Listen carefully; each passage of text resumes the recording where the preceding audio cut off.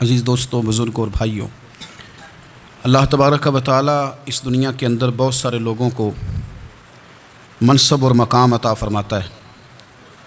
بہت سارے لوگ ایسے ہوتے ہیں جنہیں اللہ تبارک و تعالی زندگی میں بڑے بڑے مواقع عطا کرتا ہے۔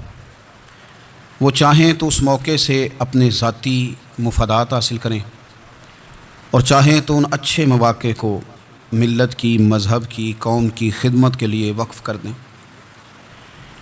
کچھ لوگ ایسے ہوتے ہیں کہ جو کسی مقصد کے حصول کی طرف سفر تو کر رہے ہوتے ہیں، لیکن اس کے پیچھے زیادہ تر ان کے ذاتی مفادات کار فرما ہوتے ہیں، اور وہ اپنے دنیاوی مقاصد کے لیے، اپنے اور اپنے خاندان کے دنیاوی فوائد کے لیے کوشش کر رہے ہوتے ہیں۔ ایسے لوگ بھی محدود رہ جاتے ہیں، ان کی سوچ بھی محدود رہ جاتی ہے، اور کئی دفعہ کچھ تھوڑی دیر کے لیے ان کے نام ابھرتے ہیں اور پھر ہمیشہ کے لیے دب جاتے ہیں۔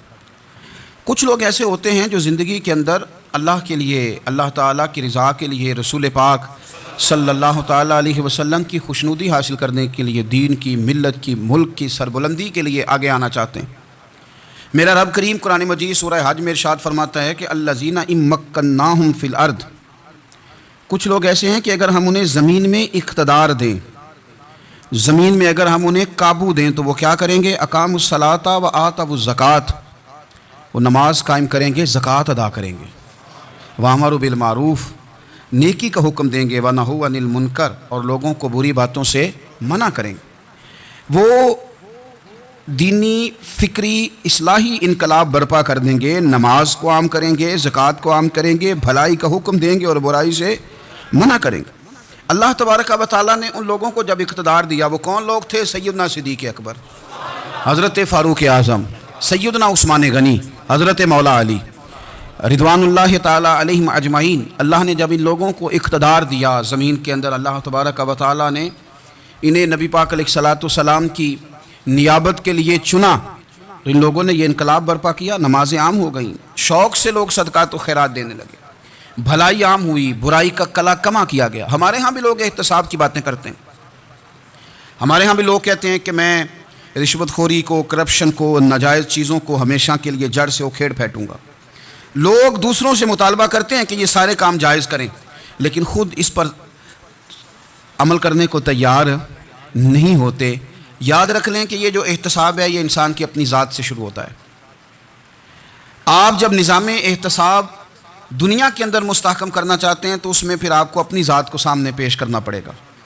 آج ہم بات کرنے جا رہے ہیں سیدنا فاروق اعظم رضی اللہ تعالیٰ عنہ۔ تو جناب عمر فاروق رضی اللہ تعالیٰ عنہ کا جو نظام احتساب ہے، انہوں نے اس کو گھر سے شروع کیا تھا، اپنے آپ سے اس کا آغاز فرمایا تھا۔ ہمارے ہاں یہ ہوتا ہے کہ جس بندے کے اکاؤنٹ میں اچھے خاصے پیسے ہیں، وہ بل جمع کرانے جائے تو اسے لائن میں نہیں لگنا پڑتا، مینیجر صاحب اسے آگے بلا لیتے، تو وہ بعد میں کیا کہہ رہا ہوتا ہے؟ کہتا دیکھو اللہ نے کتنی عزت دی ہے، مجھے لائن میں نہیں لگنا پڑا۔ بھائی لائن میں لگنا تو آپ کا یہ تھا کہ آپ سمجھتے کہ سارے مسلمان ہیں، مومنین ہیں، برابر ہیں، تو میں کسی کو تکلیف میں مبتلا نہ کروں۔ جب آپ آگے چلے گئے تھے تو آپ نے بہت سارے لوگوں کا حق مارا تھا، وہ لائن میں جو لگے ہوئے تھے ان کا وقت لمبا ہو گیا تھا۔ آپ نے تو اپنے آپ کو احتساب کے لیے پیش ہی نہیں کیا، بلکہ آپ نے کہہ دیا کہ جناب میرا تو رتبہ اعلیٰ ہے، لہذا یہ میرا حق بنتا تھا، مجھے تو استحکام ملنا چاہیے تھا۔ یہاں بہت سارے لوگوں نے اپنے حق میں چیزوں کو اور رنگ میں پیش کیا۔ سیدنا فاروق اعظم رضی اللہ تعالیٰ عنہ نے اس نظام احتساب کو اپنے گھر سے شروع فرمایا۔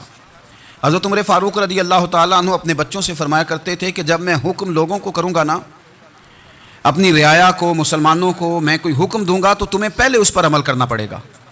آپ فرمایا کرتے تھے یاد رکھنا، لوگ تمہیں اس طرح دیکھیں گے، لوگ اس طرح تمہیں دیکھیں گے جس طرح گوشت کھانے والا پرندہ گوشت کو دیکھا کرتا ہے۔ چیل گوشت کھاتی ہے تو کیا کبھی اس کو پیغام بھیجنا پڑا ہے کہ تو آجا یہاں گائے مر گئی ہے، بھینس مر گئی ہے؟ خود بخود اس کی نظر ہوتی ہے، وہ پہنچ جاتی۔ جناب عمر فرمانے لگے میرے گھر والوں، میرے بیٹوں، میری بیٹیوں، میری اہلیہ، لوگ تمہیں اس طرح دیکھیں گے جس طرح گوشت کھانے والے پرندے دیکھتے ہیں، لہذا میں جب کسی کو عمل کروں تو پہلے تمہیں اس پر عمل کرنا پڑے گا جب میں کسی کو حکم دوں۔ آپ فرمانے لگے یاد رکھنا، اگر تم نے میرا حکم نہ مانا تو غیروں نے حکم نہ مانا تو انہیں ایک سزا ملے گی، اور اگر میرے گھر والوں نے نہ مانا تو ڈبل سزا ملے گی، تم پر ڈبل سختی کی جائے گی کہ تم نے میری بات کیوں نہیں مانی۔ یہ نظام احتساب ہے۔ ہم نہ دوسروں کے بچوں کا گلا کاٹ کے اپنے بچوں کی خوشیاں لینا چاہتے ہیں، ہم چاہتے ہیں کہ دوسروں کے بچوں کے حصوں کا مال میرے گھر میں آ جائے، آ جاتا ہے۔ کچھ لوگوں کی سیاست چل جاتی ہے، کچھ لوگوں کا فریب اور فراڈ کام کر جاتا ہے، لیکن وہ گھر روشن نہیں ہوتے۔ ان گھروں میں پیسہ ہوتا ہے پر قرار رخصت ہو جاتا ہے، ان گھروں میں آسانیاں اور وسعتیں تو آ جاتی ہیں لیکن ایک دوسرے کا احترام ختم ہو جاتا ہے۔ سیدنا فاروق اعظم رضی اللہ تعالیٰ عنہ کا یہ طریقہ تھا کہ وہ اپنے بچوں پر سختی کرتے۔ آپ ہمارے ملک میں یہ نظام ہے، موجودہ حکمران ہو یا ان سے پچھلے، بچے سب کے ملک سے باہر رہتے ہیں، یہاں رہتے ہیں تو محلات میں، باہر جاتے ہیں تو بڑی بڑی آسائشوں میں۔ ان کے بچوں کے لیے قانون بھی الگ سے ہیں، قاعدے بھی الگ سے ہیں، اور ہمارے ملک کے اندر تو ایک باقاعدہ پروٹوکول کا سسٹم ہے، اس سسٹم سے گزر کر بڑے بڑے لوگ چلنا پسند کرتے ہیں۔ ہمارے زمانے میں بھی کچھ چیزیں سرکاری ہوتی ہیں خالص، لیکن عجیب نظام ہے نا، ہر چیز کا کرایہ بڑھ جاتا ہے، سرکاری دکان کا نہیں بڑھتا۔ باقی دکانیں 5-6 سال کے لیے ملتی ہیں، سرکاری دکان پہ آپ قبضہ کرنا چاہیں تو پورے 100 سال کے لیے مل جاتی ہے، چونکہ یہ عام عوام کی پراپرٹی ہے تو اس کے ساتھ جو مرضی کو سلوک کرے۔ ایک سرکاری چراگاہ تھی جس کے اندر جانور چرا کرتے تھے، ہمارے ہاں بھی پنجاب میں کچھ جگہ ہوتی ہیں تو ہم لوگ کہتے ہیں شام لاٹ ہے۔ سرکاری چراگاہ میں جانور چرا کرتے تھے۔ حضرت عمر فاروق رضی اللہ تعالیٰ عنہ کے صاحبزادے سیدنا عبداللہ ابن عمر رضی اللہ تعالیٰ عنہ نے بھی ایک اونٹ خرید لیا، تو سب لوگوں کے جانور سرکاری چراگاہ میں چرتے تھے، آپ نے بھی اپنا جانور وہاں چرنے کے لیے کھانے پینے کے لیے چھوڑ دیا۔ وہ جب اونٹ آیا تو پتلا تھا، کچھ دنوں کے بعد وہ فربا ہو گیا، طاقتور ہو گیا، موٹا تازہ ہو گیا۔ حضرت سیدنا عبداللہ ابن عمر رضی اللہ تعالیٰ عنہ نے بیچا تو وہ ڈبل قیمت سے بھی زیادہ کا بکا، کیونکہ پہلے دبلا پتلا تھا، اب موٹا تازہ فربا ہو گیا۔ حضرت سیدنا فاروق اعظم رضی اللہ تعالیٰ عنہ کو پتہ چلا تو بلایا، فرمایا پتر اونٹ بیچ دیا ہے؟ ابا جی بیچ دیا ہے۔ فرمایا کتنے کا خریدا تھا؟ اتنے کا۔ بیچا کتنے کا؟ ڈبل قیمت بتائی۔ فرمایا اس طرح کر کے اصل رکھ لے اور جو اوپر ملی آپ مجھے دے دے۔ حضور آپ نے کیا کرنی ہے؟ فرمایا میں سرکاری خزانے میں جمع کروں گا۔ حضور کیوں؟ فرمایا اس لیے کہ تیرا اونٹ سرکاری جگہ پہ چرا کرتا تھا، وہ گھاس سرکاری جگہ سے کھاتا تھا۔ حضور سب کے کھاتے؟ حضرت عبداللہ ابن عمر کہنے لگے سب کے کھاتے ہیں۔ آپ فرمانے لگے تو سب میں شامل نہیں ہے، تو امیر المومنین کا بیٹا ہے، تجھے میں یہ حق نہیں دے سکتا، تیرے اوپر تھوڑی سختی زیادہ کی جائے گی، تجھے یہ حق نہیں ملے گا۔ تو اپنے اونٹ کو چونکہ سرکاری چراگاہ میں چرایا کرتا تھا، لہذا تجھے وہ جو اصل رقم یہاں جمع کرانی پڑے گی۔ ہمارے تو بچے پہلی بات تو یہ ہے کہ بات ہی نہیں سنتے۔ یہ سب کے بچوں کی بات کر رہا ہوں، وہ ٹیچر کے بچے ہوں، سیٹھ کے بچے ہوں، پیر کے بچے ہوں، امام صاحب کے بچے ہوں، کسی کے بچے ہوں، پہلے تو سنتے نہیں۔ اور اللہ خیر کرے، اگر آپ کوئی سنانا چاہیں تو فوری طور پر وہ ہوم منسٹری کے پاس پہنچ جاتے ہیں، ان کی اماں ان کی وکیل بن جاتی، آپ کہہ ہی کچھ نہیں سکتے، حالات رخ بدل جاتے۔ اس کا نقصان یہ ہوتا ہے کہ ان کو تراشا نہیں جا سکتا، ان کو ہیرے نہیں بنایا جا سکتا، ان کے اوپر کچھ ایسی میل کچیل چڑھ جاتی ہے جو بڑی عجیب و غریب ہوتی۔ اور کچھ لوگ ایسے ہوتے ہیں جو خرابی کرنے میں بھی اپنا کردار ادا کرتے ہیں، خرابی کرنے میں، اور بڑے لوگوں سے منسلک ہونے کے لیے لوگ رستے تلاش کرتے ہیں، رستے۔ میں چونکہ چیزوں کا مطالعہ کرنے کا بڑا شوقین ہوں، تو میری والدہ داخل تھیں کئی سال پہلے ہسپتال میں، تو مجھے اس ہسپتال میں کچھ دن رہنا پڑا، ایک پرائیویٹ ہاسپٹل تھا، تو اس میں انہوں نے جگہ جگہ لکھ کے لگایا تھا ملازمین کو بخشیش نہ دیں، ہم ان کو بڑی اچھی معقول تنخواہ دیتے ہیں، سیلری بڑی عمدہ ہے، تو لوگ بخشیش نہ دیں۔ میں نے جو مینجمنٹ کے لوگ تھے ہاسپٹل کے، ان میں سے ایک سے میں نے کہا کہ اگر کوئی بندہ اپنی خوشی سے دینا چاہے تو آپ نے بڑا موٹا لکھ کے لگایا برائے مہربانی ان کو بخشیش نہ دیں۔ اس نے بڑی قیمت، سادہ آدمی تھا پر میری بڑی اس نے مجھے بات بتائی، مجھے نفع ہوا۔ کہنے لگے مولوی صاحب جب کچھ امیر لوگ ہسپتال میں مریض لے کے آتے ہیں تو وہ صفائی والے کو پہلے ہی 500 روپیہ دکھا لیتے ہیں آتے ہی، پھر وہ جیسے آواز دیتے ہیں صفائی والے فٹافٹ اندر آتے ہیں، ان کا کمرہ صاف کرتے ہیں۔ تو سارے تو بیچارے اتنے مالدار نہیں ہوتے کہ آتے ہی پہلے کام والے کو 500 دیں۔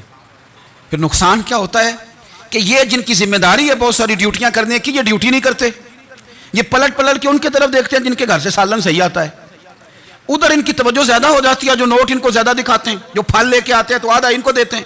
تو ہم یہ کہتے ہیں یہ کام ہی نہ کرو، یہ اپنی تنخواہ پہ کام کریں تاکہ ہر آنے والے کا درد سمجھیں، ہر ایک کو یکساں یہ سروسز فراہم کریں۔ تو ہم یہ کام کرتے ہیں، ہم ایم پی اے کے اور کسی سے ہمارا تعلق نہ بنے تو ہم جناب اس کے ڈرائیور سے ہی تعلق بنا لیتے ہیں، ہم وہ جو آپریٹ کرنے والا ہوتا ہے ٹیلی فون اسی سے بڑا تعلق بناتے ہیں، اس کو مٹھائی کا ڈبہ جلدی پہنچا دیتے ہیں۔ تو اسی طرح سے بڑے لوگوں کی اولادوں کو بگاڑا جاتا ہے۔ حضرت عاصم بن عمر رضی اللہ تعالیٰ عنہ، یہ سیدنا فاروق اعظم کے بیٹے تھے، مصر گئے تو لوگوں کو پتہ چلا حضرت عمر کے بیٹے آئے، لوگوں نے تحفے دیے، بڑی بڑی چیزیں آپ کو دی، حضرت عمر کا بیٹا آیا ہے، بڑے گفٹ دیے۔ تو صاحبزادے واپس آئے تو ان کے پاس بڑے تحائف تھے. سیدنا عمر فاروق رضی اللہ تعالیٰ عنہ نے دیکھا تو فرمایا ادھر لانا تحفے. کہا بھائی لوگوں نے مجھے دیے ہیں. فرمایا تو نے کیوں بتایا تھا کہ میں امیر المومنین کا بیٹا ہوں؟ کہا حضور ان کو ویسے ہی پتہ چل گیا. فرمانے لگے پتر یہ تحفے تمہیں اس لیے ملے ہیں کہ تم امیر کے بیٹے ہو, یہ تحفے تمہارا حق نہیں, کیونکہ تمہیں اس کرسی کی وجہ سے ملے ہیں اور یہ کرسی مسلمانوں کی ہے, لہذا یہ حق بھی مسلمانوں کا ہی ہے. یہ لا سارے مال غنیمت میں جمع کیے جائیں. آپ اپنے گھر سے جب احتساب شروع کرتے ہیں, اپنے گھر سے, اور یہ یاد رکھیں یہ جو لوگ آتے ہیں آپ کے بچوں کو نوازنے کے لیے یہ انہیں خراب کرتے ہیں, بگاڑ پیدا کرتے ہیں, یہ عجیب و غریب سی چیزوں میں مبتلا کر دیتے ہیں, بچوں کا نقصان ہوتا ہے کل کلام.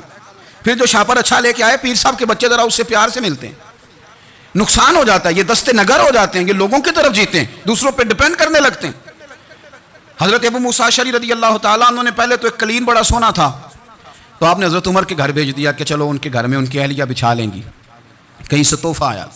پھر وہ جس کمرے میں مال غنیمت اور خزانہ رکھا جاتا تھا اس کی صفائی کر رہے تھے تو ایک دینار مل گیا. تو وہ دینار بچے سارے جا رہے تھے تو ان میں سے حضرت عمر کے ایک بیٹے کو چھوٹے کو بلایا اور بلا کے کہا پتر یہ دینار لے لو. حضرت عمر نے دیکھا کہ بیٹے کے ہاتھ میں دینار بھی ہے اور گھر میں قالین بھی ہے. ایک موقع پہ وہ قالین گیا, ایک موقع پر بچے کو ایک دینار دیا. تو حضرت عمر اپنی اہلیہ سے پوچھنے لگے یہ کہاں سے آیا قالین؟ کہا جناب ابو موسیٰ اشعری رضی اللہ تعالیٰ عنہ نے بھیجا ہے. بیٹے سے پوچھا دینار کہاں سے آیا؟ کہا مجھے انہوں نے ہی دیا ہے. آپ نے وہ دینار بھی لیا اور قالین بھی لیا اور اس کو لپیٹا اور جناب ابو موسیٰ اشعری کو بلایا اور اتنے سخت ناراض تھے.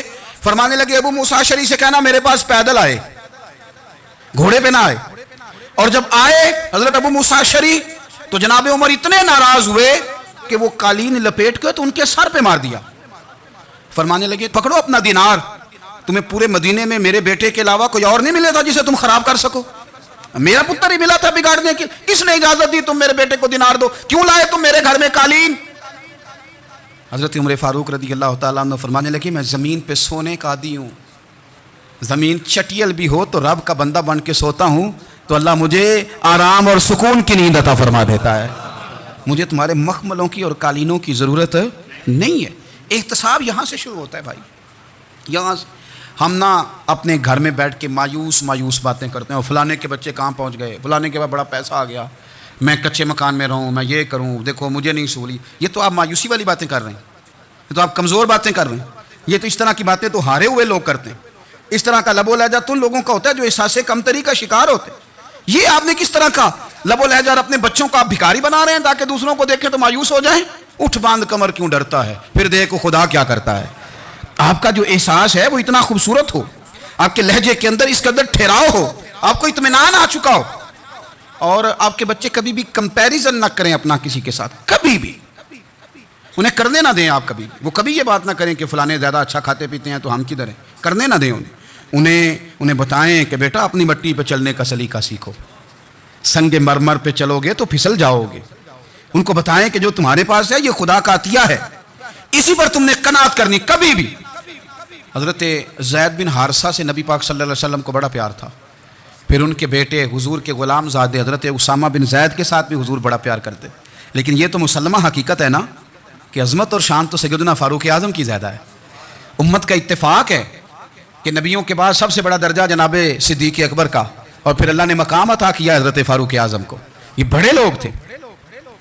ایک دفعہ مال تقسیم ہو رہا تھا تو حضرت عمر رضی اللہ تعالیٰ عنہ نے نا حضرت اسامہ بن زید کو 4000 دینار دیے اور اپنے بیٹے عبداللہ ابن عمر کو 3000 دینار دیے.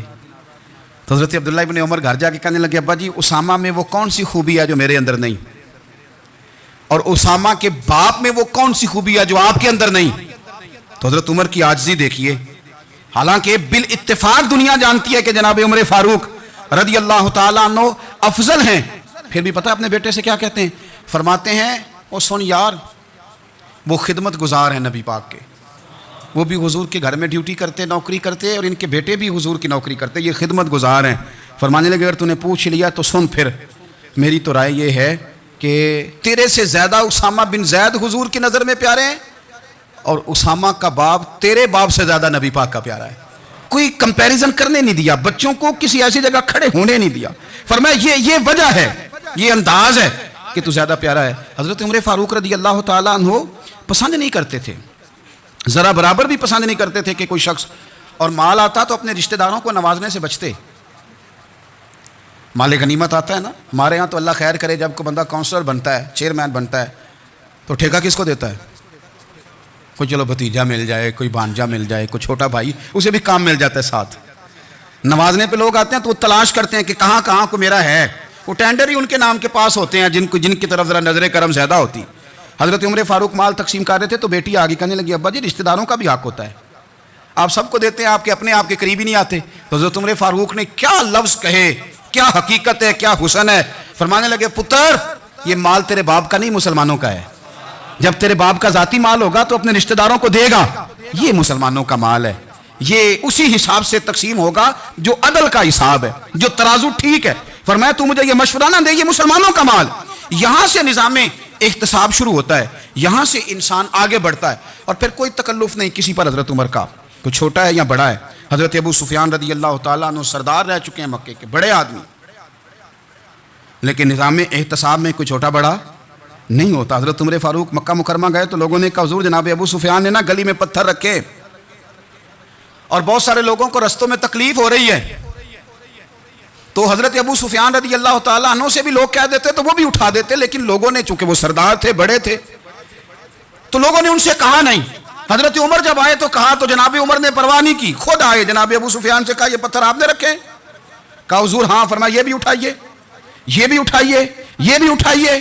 جب وہ اٹھا رہے تھے تو حضرت عمر کہہ رہے تھے, شکر نہیں اللہ کا کہ عمر کہہ رہے ہیں اور ابو سفیان مانتے جا رہے ہیں.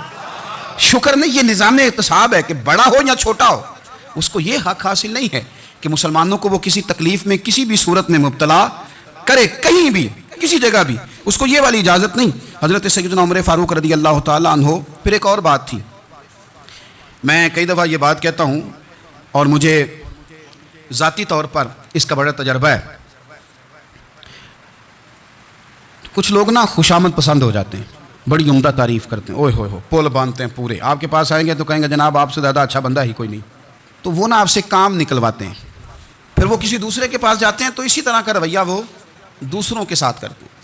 یہ عام لوگوں میں بھی مرض ہوتا ہے, عام لوگوں میں بھی. اور بادشاہ ہو بندہ اگر, پھر تو اس کا دل کرتا ہے میں اگر بادشاہ سلام ہوں تو دو چار بندے دیہڑی پہ رکھ لوں پر میری تعریف ضرور کریں. پابندی ہوتی ہے, لوگ یہ کام بڑے شوق سے کرتے ہیں. اور شیخ سعدی فرمایا کرتے تھے, لکڑی کو گھن کھا جاتی ہے اور بڑے لوگوں کو خوشامد کھا جاتی ہے خوشامد. حضرت عمر فاروق رضی اللہ تعالیٰ عنہ اس معاملے میں بھی بڑے مضبوط تھے. ویسے مجھے اور آپ کو اچھا کون لگتا ہے؟ ہماری غلطیاں بتانے والا. ہمارے اسلاف فرمایا کرتے تھے, اپنے دشمنوں کی باتوں پر بھی غور رکھو, تمہارے دشمن تمہیں نکھار دیتے ہیں. تمہارے اندر جو کوتاہیاں ہوتی ہیں وہ تمہیں پتہ چل جاتی ہیں کہ یہاں میری اصلاح ہو رہی, ان پر غور کرو وہ کیا کہتے ہیں. حضرت عمر فاروق کی تعریف کی ایک بندے نے, کمال تعریف کی. وہ اس کا خیال تھا کہ رزلٹ بڑا شاندار آئے گا, بادشاہ کی تعریف ہوتی تھی تو پھر تھیلی جاتی تھی اشرفیوں کی, کمال رزلٹ آئے گا. تو حضرت عمر جب وہ پوری کر چکا نا بات, تو فرمانے لگے تو خود بھی ہلاک ہوا اور مجھے بھی ہلاک ہی کر دیا ہے, خود بھی تباہ ہوا ہے مجھے بھی تباہ کر دیا. کس طرح کی باتیں کر رہا ہے. ایک بندہ اور آیا اور اس نے آ کے کہا کہ پوری امت میں سب سے افضل ہے فاروق اعظم آپ ہی ہیں. تو حضرت عمر فاروق فرمانے لگے تجھے تیری ماں روئے, ابو بکر تجھ سے بھی افضل تھے, تیرے باپ سے بھی افضل تھے, اور صدیق اکبر مجھ سے بھی افضل ہے اور میرے باپ سے بھی افضل ہے. یہ تو کس طرح کی بات کر رہا ہے. یہاں ہر شے ہضم نہیں ہو جاتی, فوری طور پہ لوگ ڈکار بھی پورا نہیں لیتے. قرآن مجید نے کہا فلا تزکوا انفسکم هو اعلم بمن اتقى, اپنے منہ سے نہ کہو میں پاک صاف ہوں, اللہ زیادہ بہتر جانتا ہے کہ تم میں سے پرہیزگار کون ہے. اپنے منہ سے تعریفیں کرتے کراتے ہو, یہ مزاج چھوڑ دیں. حضرت عمر رضی اللہ تعالیٰ عنہ پسند نہیں کرتے تھے. ایک آدمی نہ چلتا تھا وہاں تو بڑا متکبرانہ چال کے ساتھ چلتا, حضرت عمر نے دیکھا, یہاں تک احتساب فرماتے تھے, زمین پہ زور زور سے پیر پٹکتا, چال بڑی اس کی متکبرانہ, لوگ بڑے پریشان ہوتے. حضرت عمر نے ایک دن سمجھایا, باز نہیں آیا, اگلے دن پہ درہ نکال لیا, لگائے 4 درے, فرمایا آج کے بعد نہ چلنا اس طرح مدینے میں پیر پٹک پٹک کے. اس وقت تو اسے غصہ لگا, لیکن کچھ دیر کے بعد نا جب غصہ اترا تو حضرت عمر کے پاس آیا, کہنے لگا حضور اللہ آپ کا بھلا کرے, آپ نے درے نہیں مارے, آپ نے تو شیطان بھگا دیا جو میرے ساتھ چمٹا ہوا تھا, چمٹا ہوا شیطان آپ نے مجھ سے بھگا دیا. یاد رکھیں مسند امام احمد بن حنبل میں حدیث ہے, اللہ کے پیارے رسول صلی اللہ علیہ وسلم فرماتے ہیں جو دنیا میں متکبرانہ چال کے ساتھ چلتا ہے نا, قیامت کے دن وہ اللہ سے اس حال میں ملے گا کہ رب اس سے ناراض ہوگا. متکبرانہ چال سے نہیں چلیں گے. تو حضرت فاروق اعظم رضی اللہ تعالیٰ عنہ کا یہ طریقہ تھا کہ آپ خیال کرتے. اور پتہ ہے کس طرح کا آپ کا مزاج تھا؟ فرماتے تھے تقسیم کرو، دوسروں کا بھی خیال رکھو. جس طرح بندہ دیوانہ وار نہیں لوگوں کا خیال رکھتا کہ بندہ بگڑے کوئی نہ، دیوانہ وار. کچھ لوگ تبلیغ کرتے ہیں رسمی، اور کچھ لوگ ایسے ہوتے ہیں جو لوگوں کی اصلاح میں دیوانے ہو جاتے ہیں. ان کی خواہش ہوتی ہے یہاں بھی بندہ ٹھیک ہو جائے، یہاں بھی بندہ ٹھیک ہو جائے، یہاں بھی بندہ ٹھیک ہو. کچھ لوگ کڑی نگرانی کرتے ہیں کہ انسان بگڑنے نہ پائے. حضرت عمر فاروق رضی اللہ تعالیٰ عنہ نا گوشت والی دکان کے پیچھے جا کے بیٹھ گئے کئی دنوں تک. وہ کہنے لگا حضور یہاں کیا ہے؟ فرمایا تو اپنا کام کرنا. گوشت والی دکان پہ بیٹھے، کام کر اپنا. نگرانی کرنے لگے حضرت عمر. پھر آپ نے نا وہ بندے پکڑ لیے. کون؟ جو 2 دن مسلسل گوشت خریدنے آئے. پکڑ کے کھڑا کر لیا. فرمایا تو کل بھی گوشت لینے آیا تھا؟ حضور ہاں. فرمایا آج پھر کھائے گا؟ حضور جی. تو آپ فرمانے لگے کیا تیرے محلے سے غربت ختم ہو گئی ہے؟ تیرے رشتہ دار سارے پیٹ بھر کے کھاتے ہیں، تو 2 دن گوشت لینے آتا ہے؟ فرمایا آج کے بعد مسلسل گوشت لینے آیا تو درے سے ماروں گا، خبردار یہ کام نہ کرنا. یہاں تک نظام احتساب کا جب خیال رکھا جائے پھر حالات بگڑا نہیں کرتے، پھر وہ قابو میں رہا کرتے ہیں.